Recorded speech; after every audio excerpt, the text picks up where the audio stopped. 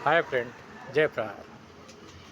दोस्तों, जैसा कि हम पिछले 1 महीने पहले से देख रहे हैं कि जिस तरह से सेंट्रल गवर्नमेंट, स्टेट गवर्नमेंट और नागपुर महानगर पालिका जो दिव्यांगों के लिए साधन का वाटप कर रही है, उनको ट्राइसिकल, व्हील चेयर, क्रैचेस, इसका वाटप कर रही है। तो ये बहुत अच्छा प्रोग्राम है, लेकिन इससे जो सरकार की जो उदासीनता दिखती है वो एकदम ही ख़राब तरीके की है। क्योंकि सिर्फ इलेक्शन आने के पहले ही जनता को इस तरह का वाटअप करना, मेरे हिसाब से जनता के ही पैसों से जनता को अपनी ओर लुभाना, इस तरह का नाटक यहाँ पर सेंट्रल गवर्नमेंट कर रही है। दिव्यांगों का जो अरबों खरबों रुपए का फंड है वो बगैर किसी कारण से ऐसे ऐसे कामों में वो ये कर रही है जिसका दिव्यांगों को कुछ भी फ़ायदा नहीं है। जिसके पास में पहले ही ऑलरेडी 2-2 ट्राइसिकल थी, उसको और एक ट्राइसिकल देकर अगर सरकार सोचती है कि वो उनका भला कर रही है, तो मेरी नज़र में सरकार से बड़ा मूर्ख और कोई नहीं है।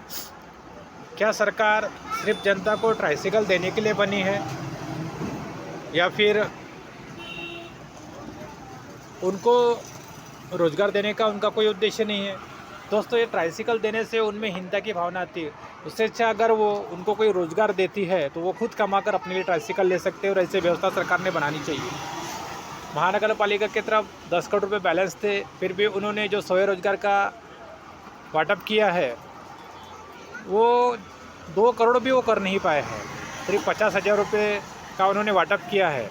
मतलब जहाँ 2 लाख का वाटअप करना था वहाँ 50,000 किया, और उसके बाद में किसी को 10,000 रुपये की आप ट्राइसिकल दे रहे हो, तो ये तो दिव्यांगों के हाथ में अन्ना ही छुआ है। ऊपर से इन योजनाओं में क्या हुआ है कि कुछ मतलब ज़्यादा उम्र वाले लोग जो 65 साल के लोग हैं उनको इसमें बुलाया गया है वयश्री योजना के तहत, तो उनको भी ट्राइसिकल दी गई, जबकि ट्राइसिकल का उपयोग सिर्फ दिव्यांगों के लिए होता है। आम इंसान अगर उम्र में ज़्यादा है तो भी उसके लिए उसका कुछ भी उपयोग नहीं है। ठीक है, उन्होंने जिसमें जो संडास में बैठने के लिए जो कुछ कुर्सियाँ बांटी है वो वयस्क के लिए या फिर बूढ़े इंसान के लिए बहुत काम की चीज़ें, मैं ये मानता हूँ। लेकिन ये सिर्फ इलेक्शन के पहले करना, ये जो है इससे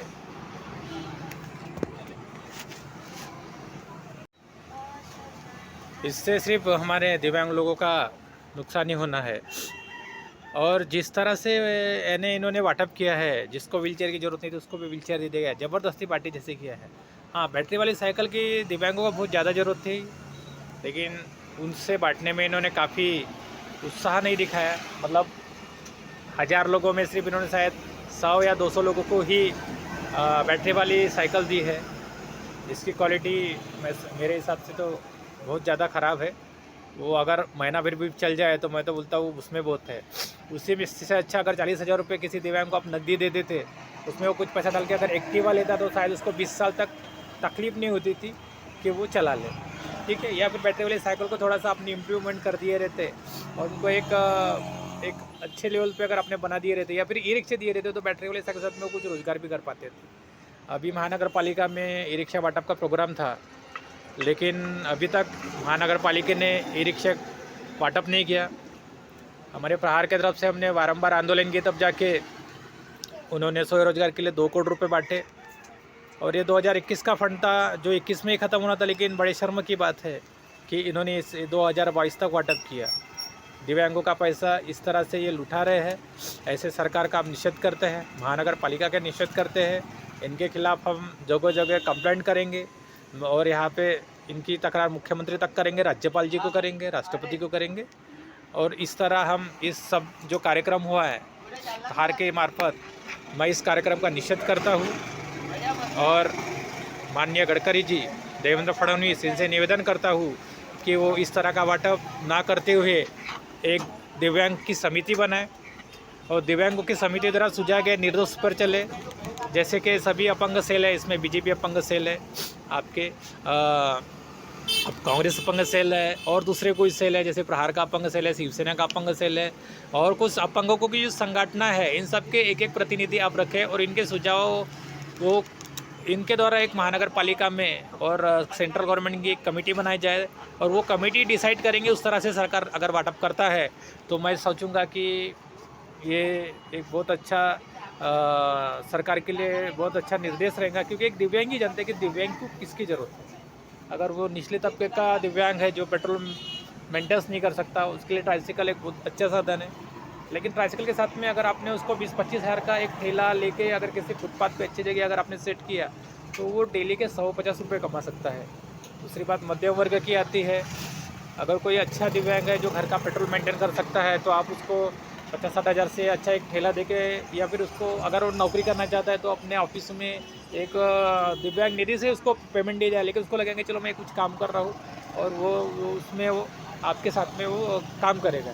तीसरी बात, जो पढ़ने लिखने वाले दिव्यांग हैं उनके स्कूलों की फीस कम की जाए। अगर वो प्राइवेट स्कूल में पढ़ाई करना चाहते हैं कुछ अच्छे स्कूल में, उसका पूरा जो खर्चा है वो महानगर पालिका ने वहन करे, उनको 1 रुपया भी लगना नहीं चाहिए।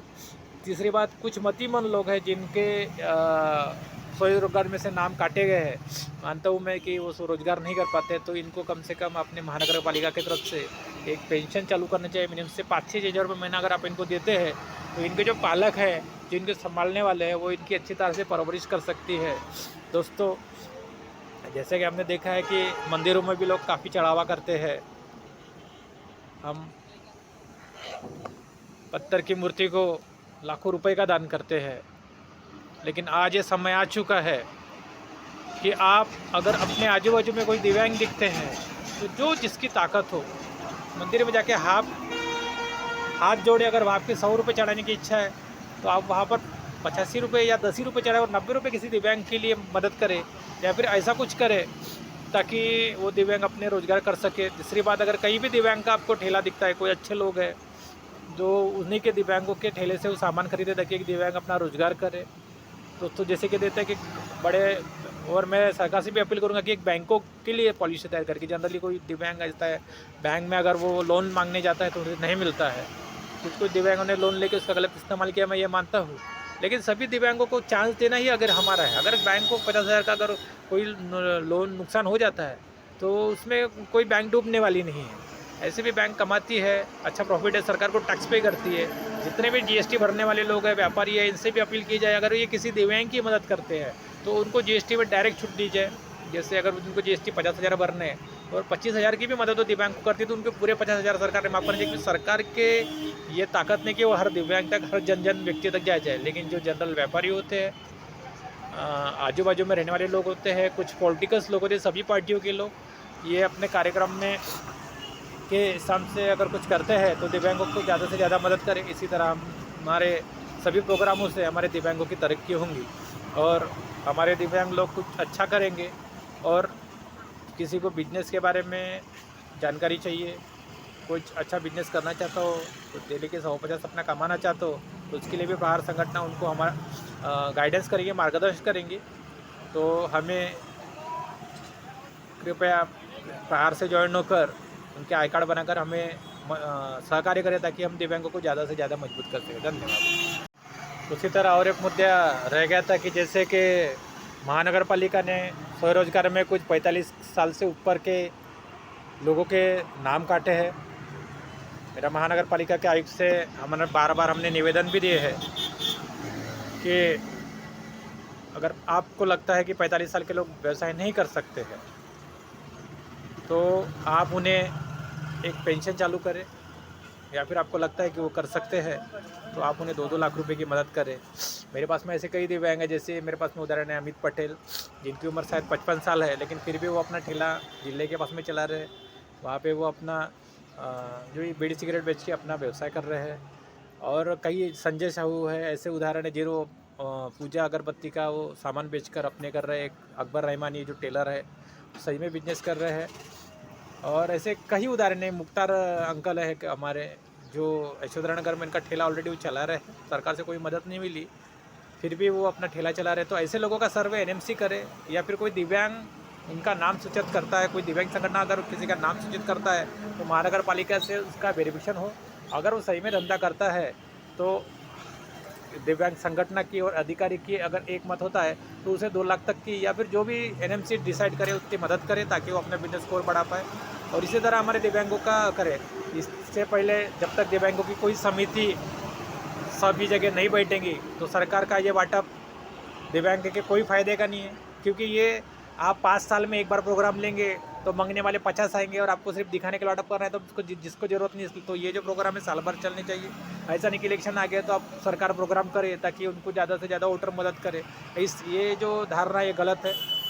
और मैं जनता को ये भी बताना चाहता हूँ कि जो भी ये वाटअप कर रही है, गडकरी कोई अपने घर से नहीं कर रहे हैं, देवेंद्र फडणवीस कोई अपने घर से नहीं कर रहे हैं, वहाँ पर कोई अपने घर से नहीं कर रहा। तो ये जनता का पैसा जो टैक्स के रूप में जीएसटी हो, अपना घर टैक्स हो, इनकम टैक्स हो, तो ये सब हम जो भरते हैं यही पैसा सरकार उसमें जमा होती है। सरकार की ये नैतिक जवाबदारी होती है कि ये जो पैसा है इन जनता के लिए खर्चा ही करना चाहिए, लेकिन उन पैसों से जनता की सच में तरक्की होनी चाहिए। जैसा कि हम देखते हैं कि आमदार खासदार इनका 2-2 लाख रुपये महीने का पेमेंट होता है, इनको बिजली फ्री जाती है।